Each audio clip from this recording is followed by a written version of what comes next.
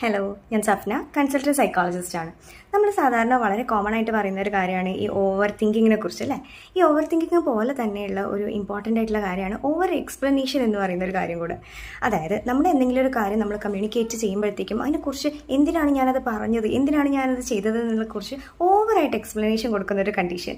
ഈ ഒരു സിറ്റുവേഷൻ വരുന്നത് പൊതുവെ രണ്ട് ടൈപ്പ് ആളുകൾക്കാണ്. ഒന്നാമത്തേതെന്ന് പറയുന്നത് ചെറുപ്പം തൊട്ട് തൻ്റെ കാര്യങ്ങളൊന്നും ആരെടുത്തും കമ്മ്യൂണിക്കേറ്റ് ചെയ്യാത്ത ടൈപ്പ് ആളുകളുണ്ടാവും. ഇങ്ങനെയുള്ളവർ അവരുടെ കാര്യങ്ങൾ പുറമേക്ക് പറയുന്നത് എന്തോ വലിയ അപരാധമാണെന്ന് വിശ്വസിക്കുന്ന ആളുകളായിരിക്കും. അപ്പോൾ അതുകൊണ്ട് തന്നെ അവർക്ക് എന്തെങ്കിലും ഒരു നീഡ് ഉണ്ടെങ്കിൽ അത് ഇന്നത് കൊണ്ടാണെന്ന് മറ്റുള്ളവരെ ബോധ്യപ്പെടുത്തിയാലേ അവർക്ക് സമാധാനം ഉണ്ടാവുള്ളൂ. രണ്ടാമത്തെ ഫാക്ടർ എന്ന് പറയുന്നത് ഇവർ ചെറുപ്പം തൊട്ട് തന്നെ മറ്റുള്ളവരുടെ ഇമോഷൻസിനൊക്കെ ഞാൻ ഒരു റീസൺ ആണ്, മറ്റുള്ളവരുടെ ഇമോഷൻസ് എല്ലാം എൻ്റെ റെസ്പോൺസിബിലിറ്റി ആണ് എന്ന് വിചാരിക്കുന്ന ആളുകളായിരിക്കും.